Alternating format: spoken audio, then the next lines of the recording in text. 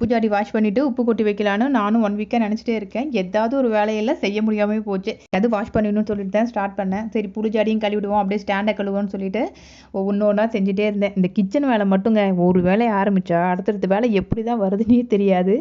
அது தானாகவே வந்துகிட்டே இருக்கும். அப்படி ஆரம்பித்தது தான் ஜாடி வாஷ் பண்ணுவோம், அப்புறம் புளிஜாடி வாஷ் பண்ணுவோன்னு சொல்லிட்டு அப்புறம் ஃபுல்லாகவே திட்டுலாம் தொடச்சிட்டு ஸ்டாண்டு மட்டும் தான் கழுவுனா, ஆயில் பாட்டிலில் ஈர துணி வச்சே தொடச்சாச்சு. ஜாடியெல்லாம் காஞ்சிருச்சு. அதனால் சால்ட்டு கல் உப்பெல்லாம் கொட்டி வச்சுட்டு புளி ஜாடியிலையும் புளியெல்லாம் ஃபில் பண்ணி வச்சாச்சு. ஜாடியில் ஆரம்பித்த ஒர்க்கு இன்றைக்கி ஃபுல் கவுண்டர் டாப்பும் நீட்டாக க்ளீன் பண்ணியாச்சு. இன்றைக்கி ஒரு கார்டனிங் டிப்ஸ் தான். நம்ம புதினா செடியெல்லாம் வளர்க்குறோம்ல, அதில் வந்து புதினா இலையெல்லாம் பறிச்சுட்டு நம்ம மண்ணில் நட்டு வச்சுருவோம் உடனே. அந்த மாதிரி பண்ணாமல் புதினாவோட தண்டை மட்டும் தண்ணியில் 1 வாரத்துக்கு போட்டு வச்சிங்க அப்படின்னா வந்து பாருங்கள் எவ்வளோ சூப்பராக தளைஞ்சு வந்திருக்கு.